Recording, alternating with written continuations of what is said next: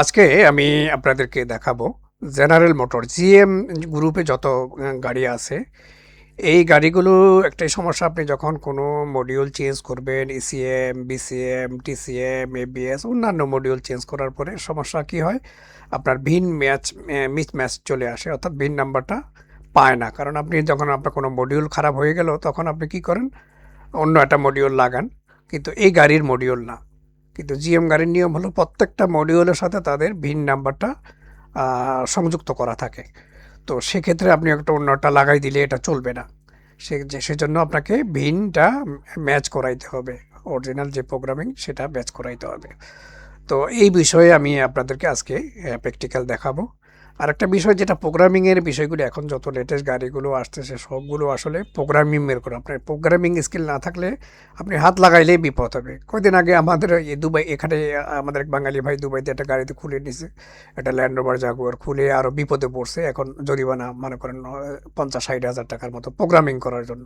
এই জন্য না জানার কারণে, স্কিল না থাকার কারণে এই সমস্যাগুলো হয়। তো সারা পৃথিবীতে যত বাঙালি ভাইয়েরা আছেন তাদের জন্য আমার এই ভিডিও। তো প্রোগ্রামিং বিষয়টা আসলে জটিল না, যদি আপনার কনফিডেন্স থাকে, আপনার আত্মবিশ্বাস থাকে, যদি আপনি পারবেন। আমি এমন অনেকেরই দেখছি লেখাপড়াও জানে না, ভালো করে ইংলিশও জানে না, তারা কিন্তু প্রোগ্রামিং করতেছে। তো এই বিষয়ে আপনাদের কনফিডেন্স থাকতে হবে। আমি এই জিএমের এই বিষয়ে আমি আপনাদেরকে একেবারে পান্তা ভাতের মতো বুঝাই দিব। আপনারা আশা করি এটা নিয়ে আর দ্বিতীয়বার প্রশ্ন কোনো জিজ্ঞাসা করতে হবে না, কারো কাছে যাইতে হবে না।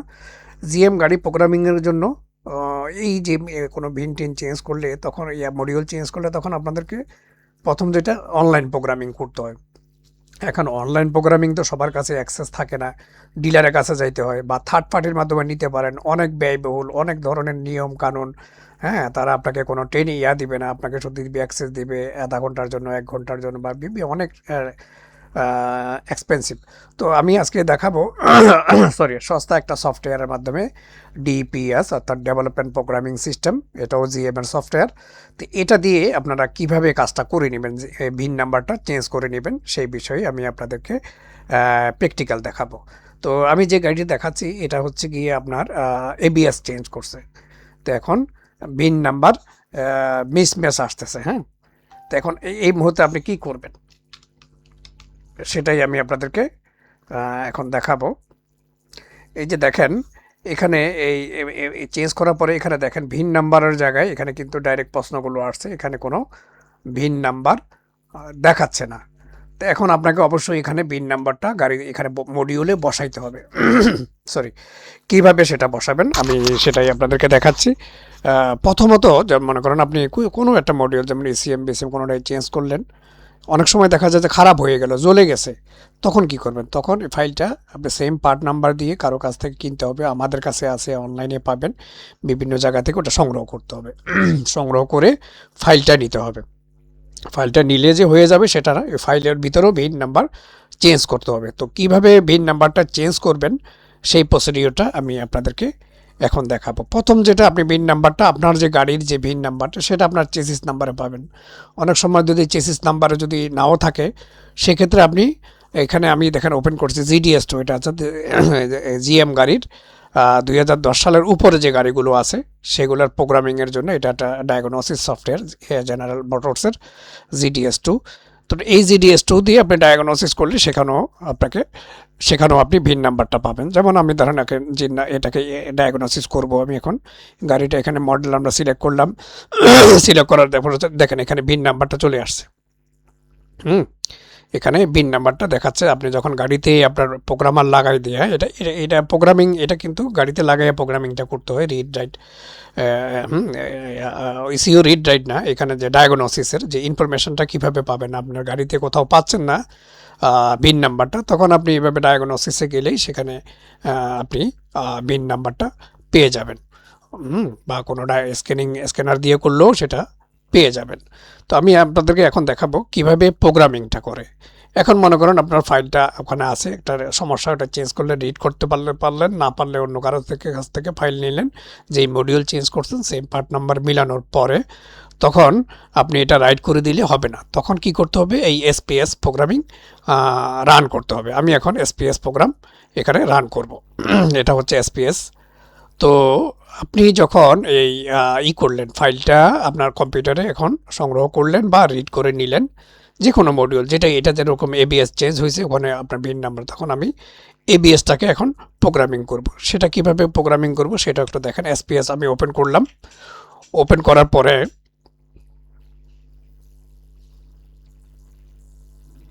হ্যাঁ, ওপেন করার পরেই যে দেখেন এটা ডিপিএস সফটওয়্যার। জিএম এর কিন্তু অনেকগুলো সফটওয়্যার আছে। 10 সালের নিচের গাড়িগুলোর জন্য টেক টু উইন, এটা ডায়াগনোসিস সফটওয়্যার। 10 সালের উপরে গাড়িগুলোর জন্য জিডিএস 2। অনলাইন প্রোগ্রামিংয়ের জন্য যে software SP tech line connect SPS 2, ওটা শুধু ডিলারদের জন্য। তবে আমাদের কাছেও ওটা অ্যাক্সেস আছে, আমরা বিক্রি করি বিভিন্নভাবে সেটা ডিলারের মাধ্যমে, কারণ ওটা ইউরোপ আমেরিকার বাইরে কাজ করবে না, অনলি শুধু ডিলারে কাজ করবে। আপনার যে দরকার হয় সেটাও আমাদের কাছে ব্যবস্থা আছে, একদিনের জন্য, একবারের জন্য, 1 মাসের জন্য, 1 বছরের জন্য নিতে পারবেন। ওটা অনেক ব্যয়বহুল। তো এইটা দিয়ে কীভাবে সহজে কাজ করতে পারেন সেটা দেখেন। এখানে দেখেন আমি এখন কি করব, যে এখান থেকে আমার এই কম্পিউটার আপনার ফাইলটা নিয়ে কারো কাছ থেকে নেওয়ার পরে আপনার কম্পিউটারে তো ওটা থাকবে। তখন কি করবেন, আপনার এই প্রোগ্রামার কিন্তু এখন গাড়ির সাথে কানেক্টেড, ঠিক আছে, গাড়ির সাথে কানেক্টেড। এই এসপিএস ডিপিএস দিকেও কানেক্ট, জিডিএস 2 দিয়ে আমরা কি দেখলাম, এটার ভিনটা চেক করলাম, ঠিক আছে, ভিনটা চেক করলাম। এবং জিডিএস 2 এখন ডিপিএস দিয়ে আমরা এখন প্রোগ্রামিং করব। আমরা প্রথমে যেটা করব, এখানে গাড়িতে কম্পিউটারে যে ফাইলটা আছে এই ফাইলটা আমরা এখান থেকে নেব। এখান থেকে নেব।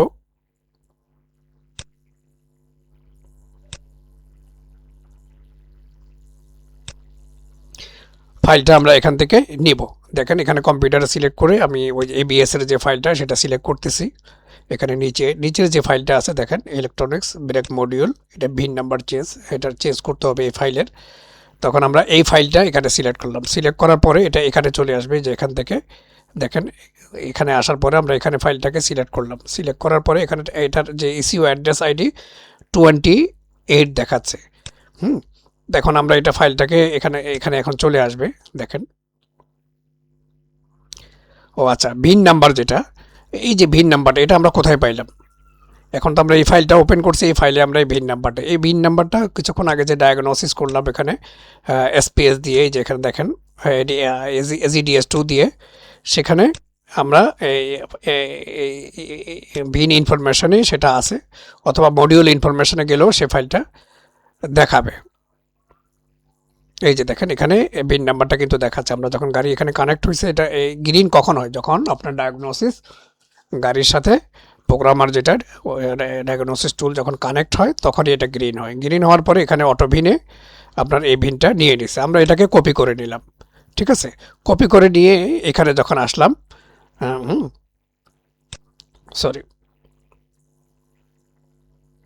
এখানে যখন আসলাম, আমরা ফাইলটাকে আমাদের কম্পিউটার থেকে এই যে এই ফোল্ডারে ফাইলটা আছে এটা এখান থেকে সিলেক্ট করলাম। সিলেক্ট করার পরে দেখেন, সিলেক্ট করার পরে ফাইলটা এখানে চলে আসলো। চলে আসার পরে আমরা কি করব, এই যে ফাইলটা এখন সিলেক্ট হলো, সিলেক্ট করার পরে এখানে চলে আসবে ফাইলটা, এখানে মডিউল নাম্বার এটা। আর আমরা যেটা ভিন নাম্বার যেটা ওখানে যেটা পাইছি, এখানে লিখেও দিতে পারেন বা পেস্ট করেও দিতে পারেন। আমি এখানে ওটাকে পেস্ট করে দিলাম, ঠিক আছে। এটা আমি এখানে লিখেও দিতে পারেন, যদি আপনার ওইখান থেকে জিডিএস 2 ব্যবহার করতে না চান, চেসিস নাম্বারও যদি থাকে ওখান থেকেও এটা নিতে পারেন, কোনো সমস্যা নেই, ঠিক আছে। নেওয়ার পরে আমরা এখন কি করব, ওকে দিয়ে দেবো। ওখানে ভিন নাম্বার এই ভিনটা করব। ওকে দেওয়ার পরে এখন আমরা এই যে প্রোগ্রাম আছে এখানে দেখেন, আমি এখানে চাপ দিব এই যে প্রোগ্রামে। প্রোগ্রামে চাপ দিলে এটা প্রোগ্রামিং শুরু হয়ে যাবে। দেখেন এই যে প্রোগ্রামিং শুরু হয়ে গেছে।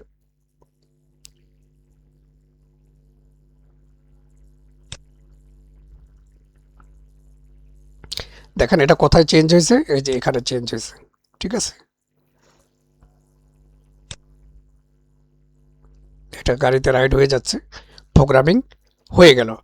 এখন আমরা প্রোগ্রামিংয়ের কাজ কিন্তু এতটুকুই, 5 সেকেন্ড, কিন্তু প্রসিডিওরটা হলো গিয়ে একটু কঠিন।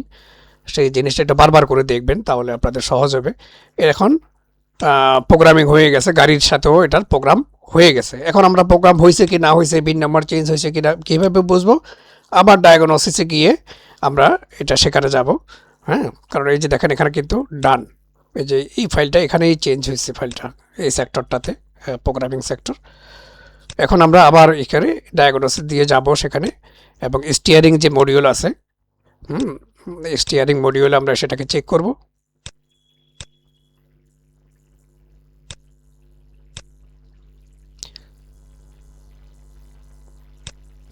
এই যে দেখেন ইলেকট্রনিক্স ব্রেক কন্ট্রোল মডিউল অর্থাৎ এবিএস। হ্যাঁ,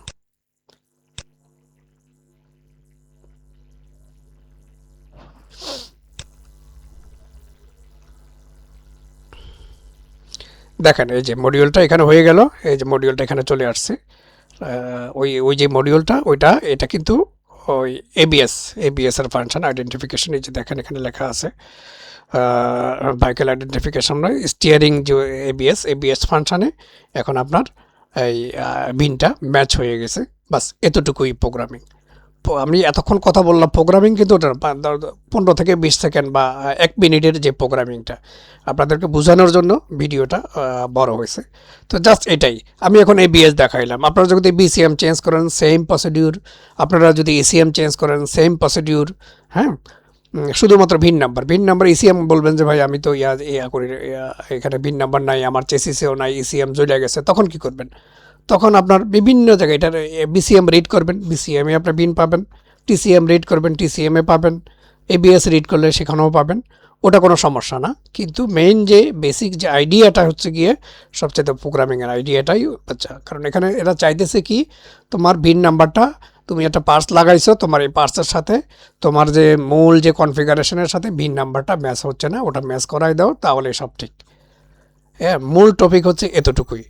তো সব প্রোগ্রামিংগুলোই আসলে এই ঘুরে ঘাড়ে একই রকম সহজ, ঠিক আছে। কিন্তু আপনাদেরকে বুঝতে হবে কোন ফাইলটা ইনপুট করবেন, কোন ফাইলটা হ্যাঁ ইনপুট করে সিলেক্ট করবেন, কোথায় কি করতে হবে। এই জিনিসগুলোই যদি একবার মাথায় ঢুকে যায় না, একবার সব ধরনের প্রোগ্রাম 2-4টা প্রোগ্রাম যখন আপনার মাথায় ঢুকবে, সব প্রোগ্রামগুলো আপনার, কারণ এখন লেটেস্ট গাড়িগুলো এই ফিল্ডে যে আপনারা যদি আগের যে আমরা যে টেকনিক্যাল ব্যবহার করতাম এমনি এমনি, এখন কিন্তু টেকনোলজি ছাড়া এআইটি অর্থাৎ অটোমেটিভ ইনফরমেশন টেকনোলজি যদি আপনি না জানেন, গাড়িতে হাত লাগাইলে জরিমানা দিতে হবে, ঠিক আছে।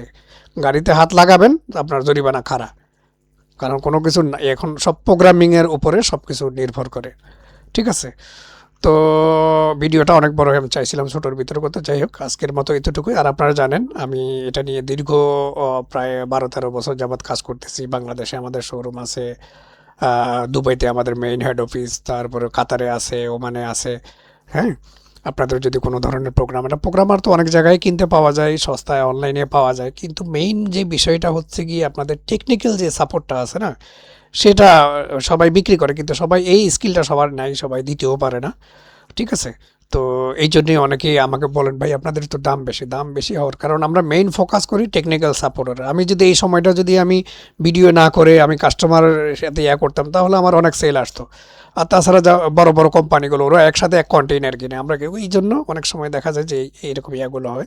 তো আমি কখনো কাউকে বলি না যে ভাই আমার কাছ থেকে কিনেন, কিন্তু বাঙালি হিসাবে সারা পৃথিবীর যে যেখানে আছেন, কোনো ধরনের টেকনিক্যাল সাপোর্ট যদি লাগে আমার কাছ থেকে কিনেন আর না কিনেন, হ্যাঁ, দয়া করে আমার সাথে যোগাযোগ করবেন। আমি কখনোই বিরক্ত হই না। অনেকে মনে করেন যে আমি বিরক্ত হই, অনেক সময় আমি পার্সোনাল রিপ্লাই দিতে পারি না ফেসবুকে, টিকটকে, এই বিভিন্ন জায়গায় আসলে আমার অতটা সময় হয় না। কারণ আমি যখন দেশের বাইরে থাকি, যেমন চায়নাতে যখন থাকি, আপনারা জানেন সারা পৃথিবীর সাথে নেটওয়ার্ক ওখানে বন্ধ থাকে, হোয়াটসঅ্যাপ ওখানে চলে না, ইউটিউব ফেসবুক কিছুই চলে না।